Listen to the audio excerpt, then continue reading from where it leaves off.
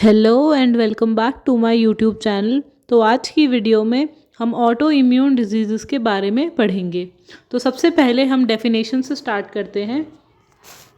Auto immune disease are the conditions in which body's immune system mistakenly attacks its own healthy sales.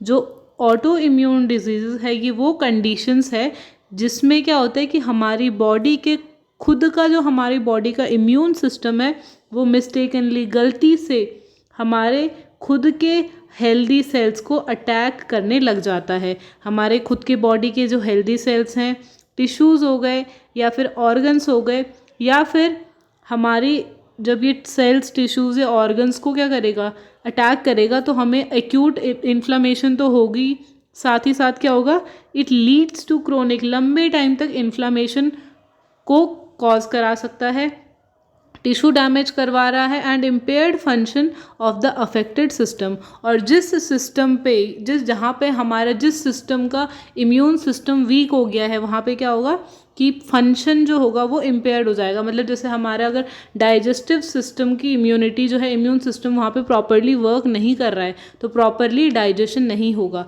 Digestion नहीं होगा तो हमें energy नहीं मिलेगी। ऐसे सिमिलरली बाकी भी जितने हमारी बॉडी में जितने भी सिस्टम है, अगर कहीं पे भी हमें ऑटो इम्यून डिजीज़ हो गई तो उससे क्या होगा, हमारे जो फंक्शंस है वो इम्पेयर हो जाएंगे। इम्पेयर मतलब प्रॉपरली काम नहीं कर पाएंगे। तो ऑटो इम्यून क्या है, एक ऐसी कंडीशन है जिसमें हमारी बॉडी का खुद का इम्यून सिस्टम गलती से हमारे ही हेल्दी सेल्स को किल कर रहा है या अटैक कर रहा है, टिश्यूज़ हो गए, ऑर्गन्स हो गए।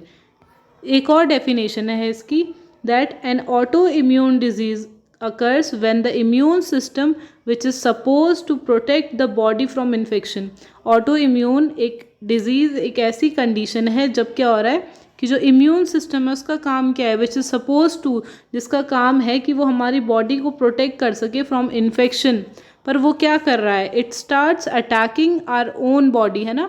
तो ये क्या कर रहा है, हमारी बॉडी, खुद की बॉडी को, हमारी बॉडी के सेल्स को बाय मिस्टेक अटैक करने लग जा रहा है, कॉजिंग वेरियस हेल्थ प्रॉब्लम, और जिसकी वजह से हमारी बॉडी में हमें बहुत सारी हेल्थ प्रॉब्लम्स हो रही हैं। तो कुल मिलाकर बात यही है कि ऑटो इम्यून डिजीज़ एक ऐसी कंडीशन है जिसमें हमारी बॉडी, जो हमारी इम्यूनिटी है, क्या है, वो हमारे ही इम्यून सेल्स को, जो हमारी बॉडी के सेल्स हैं, उनको किल कर रही है, और उसकी वजह से क्या हो रहा है, हमारा जो बॉडी का नॉर्मल फंक्शनिंग जो है वो अफेक्ट हो रही है, जिसकी वजह से हमें क्या हो रही है, बहुत सारी हेल्थ प्रॉब्लम्स। तो इसके बाद अब हम पढ़ेंगे causes of auto immune disease. मतलब क्या कॉजेज़ हैं ऑटो इम्यून डिजीज़ के। तो पहला है the exact cause is unknown. जो एग्जैक्ट कॉज है ऑटो इम्यून डिजीज़ का ये अननोन है, बट कुछ फैक्टर्स हैं, रिस्क फैक्टर्स हैं जिनकी वजह से ऑटो इम्यून डिजीज़ हो सकते हैं। तो पहला है जेनेटिक फैक्टर्स। जेनेटिक फैक्टर्स, कोई भी डिजीज़ होगी अगर वो फैमिली हिस्ट्री है, जेनेटिकली है, तो वो एक रीज़न हो सकता है, एक रिस्क फैक्टर हो सकता है। So family history increases the risk. अगर फैमिली में किसी को ऑटो इम्यून डिजीज़ था तो इट कुड बी पॉसिबल कि जो नेक्स्ट जनरेशन होगी उनमें भी वो डिजीज़ हो सकती है। नेक्स्ट है इन्फेक्शन। अगर किसी टाइप का हमारी बॉडी में इन्फेक्शन हो गया है तो क्या होगा, हमारी बॉडी के कई बार क्या होता है कि कुछ वायरल और बैक्टीरियल इन्फेक्शन होते हैं, वो हमारे बॉडी के जो ऑटो इम्यून रिस्पॉन्सेस को ट्रिगर करना शुरू कर देता है, जिसकी वजह से हमारी बॉडी के जो हेल्दी सेल्स हैं वो किल हो जाएंगे। थर्ड है इन्वायरमेंटल फैक्टर्स की वजह से भी ऑटो इम्यून डिजीज़ हो सकते हैं, जैसे कि एक्सपोजर टू टॉक्सिन, केमिकल्स और पॉल्यूटेंट्स के एक्सपोजर में जाने की वजह से भी ऑटो इम्यून डिजीज़ हो सकते हैं। नेक्स्ट है हार्मोनल इन्फ्लुएंस। हार्मोनल इन्फ्लुएंस मतलब कि हमारी बॉडी में हार्मोन्स का जो अमाउंट होता है सिक्रीशन का, वो अगर लेवल प्रॉपर नहीं है उसकी वजह से भी हो सकता है।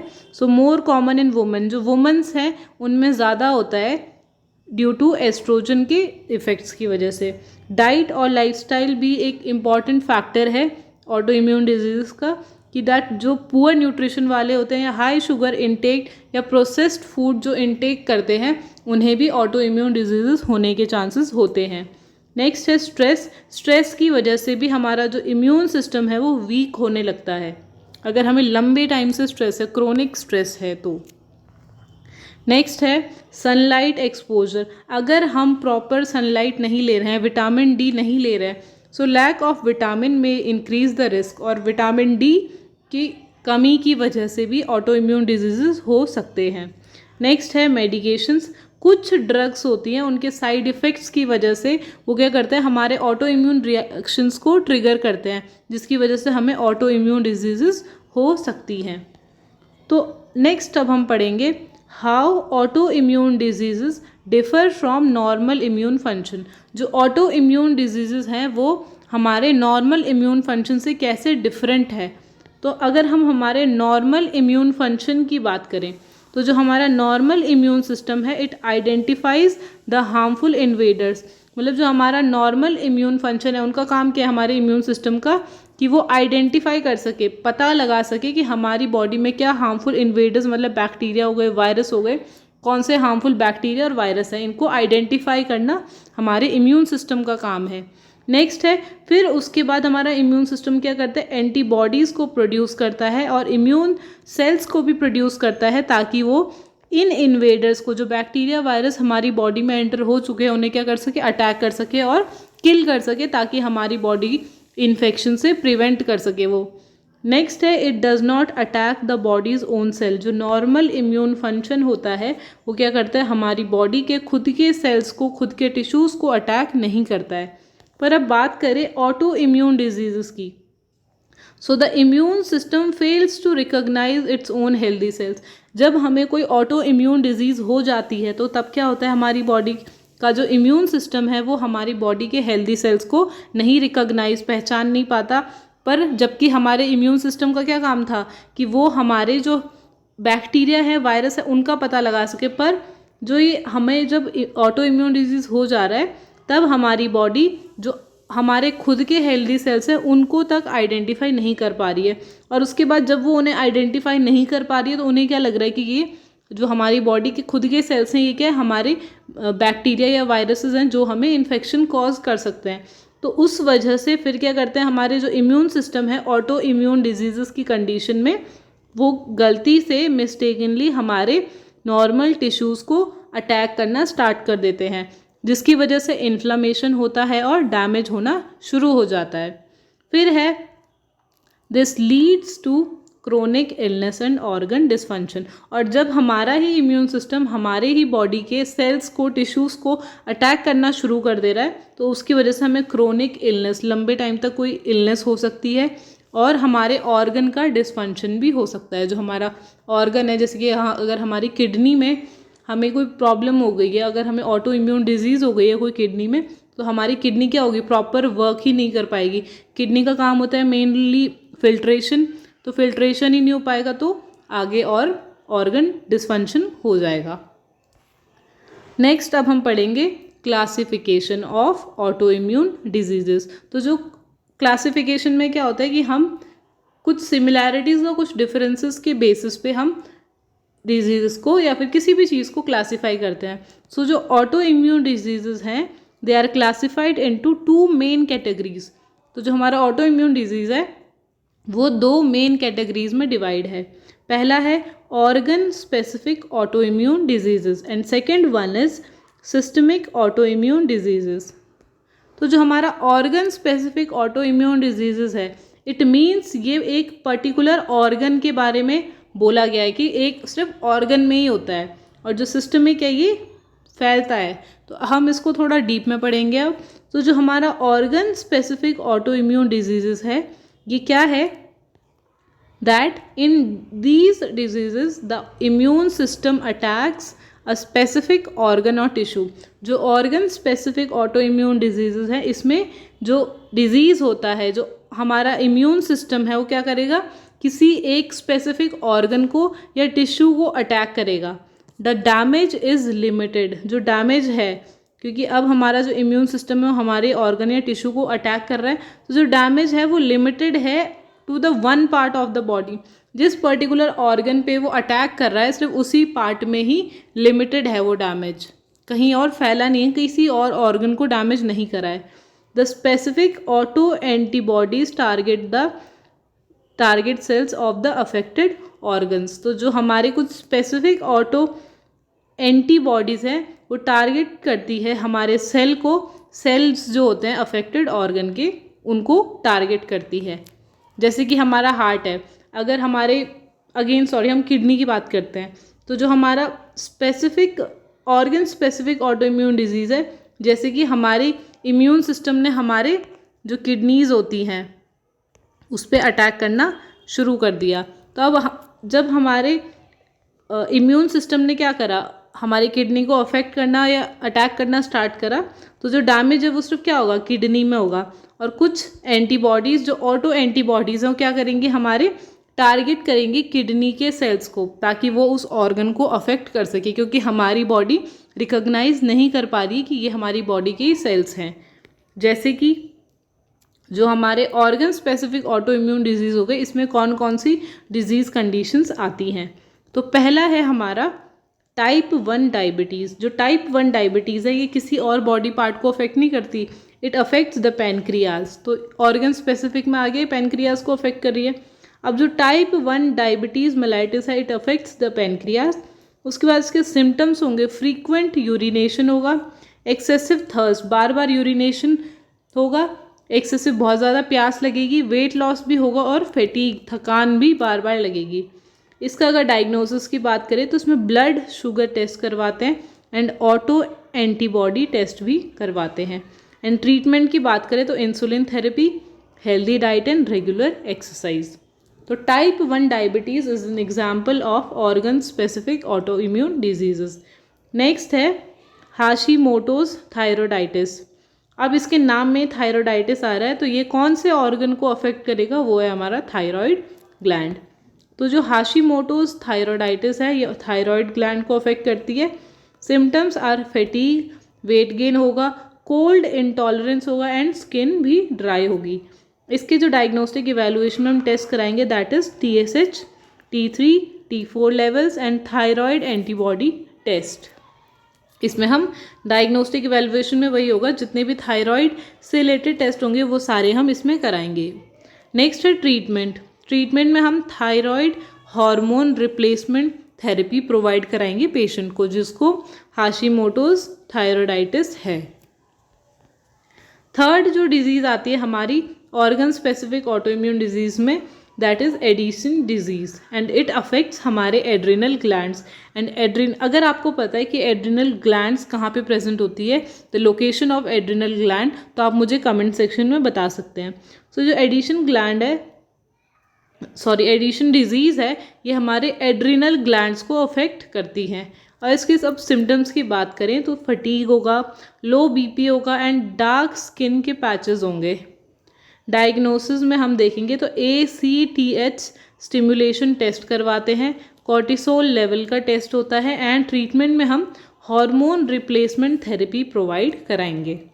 तो हमने अभी क्लासिफिकेशन देखा था ऑटो इम्यून डिजीज़ का, जो था organ specific autoimmune disease and systemic auto immune disease.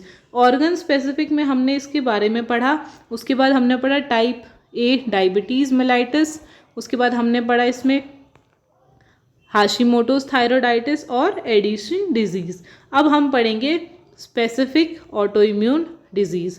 जो स्पेसिफिक है, in these diseases the immune system attacks multiple organs और टिश्यू। सिमिलरली ये उसका ऑपोजिट है।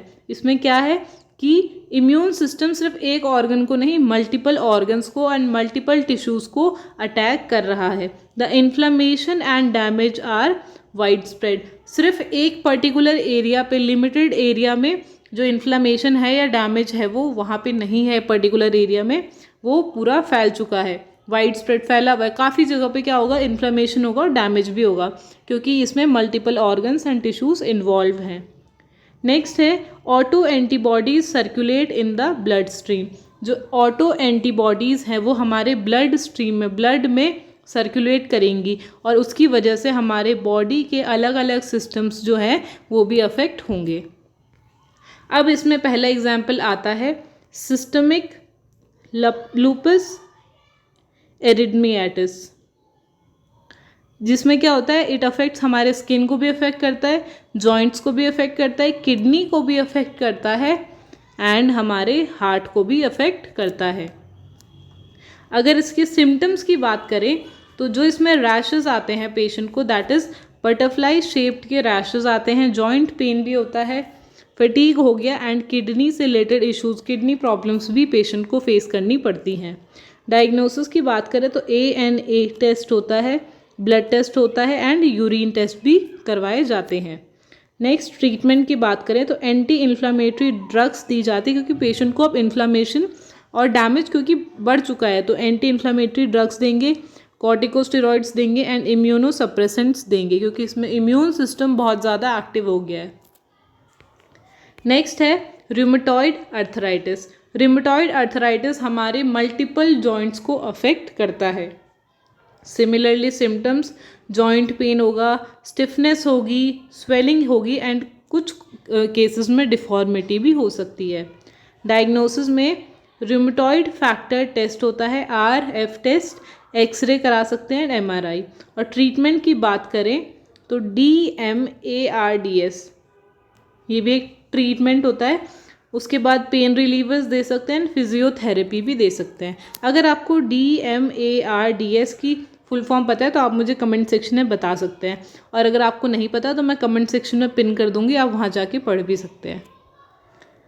नेक्स्ट है, अब हम पढ़ेंगे इसके डायग्नोसिस के बारे में। तो सबसे पहले डायग्नोसिस में क्या होता है, हम हिस्ट्री कलेक्शन होता है, देन फिजिकल एग्जामिनेशन, उसके बाद होता है इमेजिंग टेस्ट। इमेजिंग टेस्ट में क्या होगा, हमारा एक्सरे हो गए, MRI हो गया, अल्ट्रासाउंड हो गया, ठीक है, 3 हो गए, एक्सरे, MRI एंड अल्ट्रासाउंड। फिर होता है बायोप्सी भी कई केसेस में करनी पड़ती है, जब हमें कैंसर की शिकायत होती है, जिसमें हम स्मॉल टिश्यू का सैंपल लेते हैं फॉर एग्जामिनेशन। उसके बाद हम ब्लड टेस्ट करा सकते हैं। ऊपर आया था ना ANA stand for antinuclear antibody. Blood test में हम ANA करा सकते हैं, RF करा सकते हैं, रूमेटॉइड फैक्टर एंड TSH, ये थायराइड वाले थे। उसके बाद हम यूरिन टेस्ट भी करा सकते हैं ताकि हम किडनी के फंक्शंस को चेक कर सकें। और लास्ट है ऑटो एंटीबॉडी टेस्ट, ताकि हम चेक कर सकें कि स्पेसिफिक एंटीबॉडीज़ किस बॉडी के टिश्यूज़ को अटैक कर रही है। तो हमने डायग्नोसिस में भी टेस्ट भी पढ़ ली कि हम क्या क्या टेस्ट करवाएंगे ऑटो इम्यून डिजीज़ को डिटेक्ट करने के लिए। नेक्स्ट आता है treatment and management.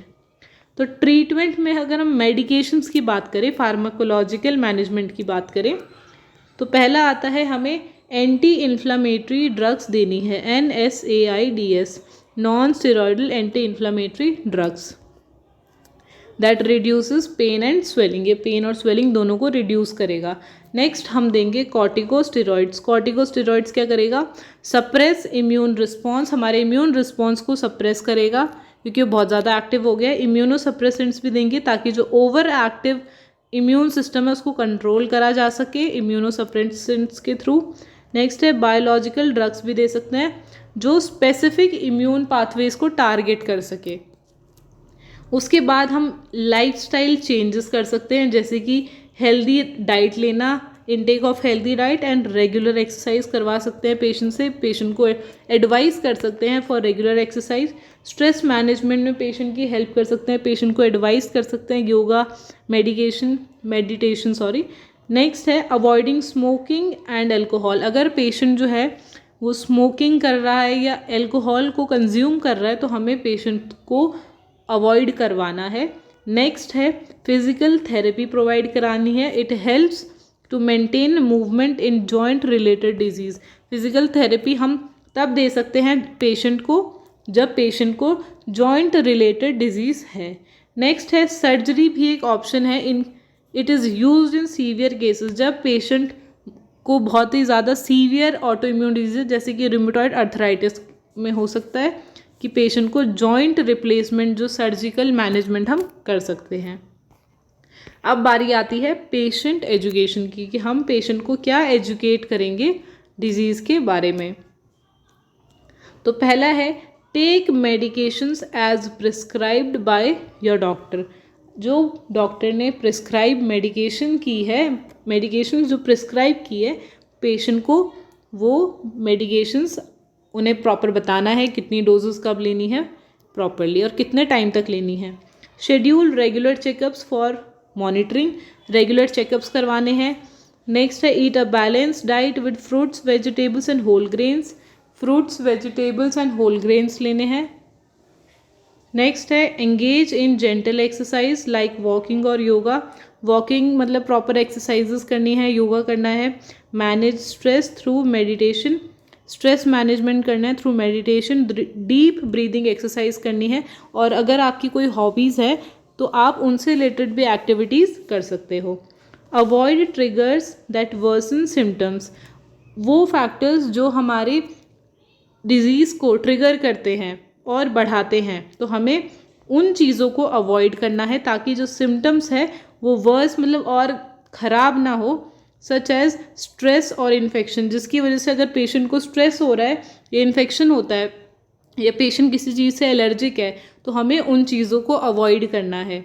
Maintain hygiene and get recommended vaccines to prevent infection, हमें प्रॉपर हाइजीन मेंटेन करके रखनी है। उसके बाद जो अगर किसी पेशेंट को कोई ऑटो इम्यून डिजीज़ है उससे रिलेटेड अगर कोई वैक्सीन्स हैं तो हमें प्रॉपर वैक्सीनेशन करवाना है ताकि हम इन्फेक्शन को प्रिवेंट कर सकें। नेक्स्ट है ensure proper sleep to reduce fatigue and avoid aid recovery, proper sleep लेनी है ताकि फैटीग रिड्यूस, थकान कम हो सके और प्रॉपर रिकवरी हो सके। Stay hydrated and drink plenty of water, proper पानी पीते रहना है। Quit smoking and limit alcohol intake, smoking को क्विट करना है, छोड़ना है। और अगर हम एल्कोहल कंज्यूम कर रहे हैं, पहले तो एल्कोहल और स्मोकिंग दोनों ही अवॉइड करनी है। दूसरा, अगर कोई पेशेंट है वो प्रोलॉन्ग टाइम से एल्कोहल कंज्यूम कर रहा है तो हमें उस टाइम पे लिमिट करना है एल्कोहल इनटेक को। नेक्स्ट है report to any new or worsening symptoms to your doctor, अगर कोई कंडीशन पेशेंट को कोई भी सिम्टम्स आ रहे हैं, कोई पेशेंट जो है वो रिकवर नहीं हो रहा है, ऊपर से पेशेंट की कंडीशन और वर्स हो रही है डिस्चार्ज के बाद, तो हमें डॉक्टर को रिपोर्ट करना है।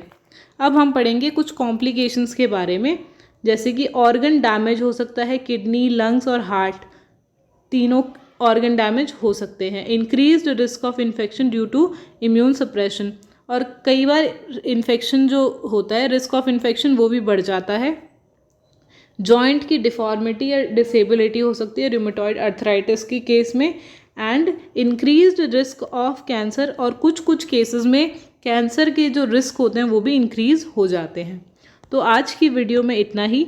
आई होप आपको ये टॉपिक समझ में आया होगा, और अगर आपको किसी भी टॉपिक से रिलेटेड कोई भी वीडियो चाहिए तो आप मुझे कमेंट सेक्शन में बता सकते हैं। Thanks for watching and don't forget to like, comment, share and subscribe.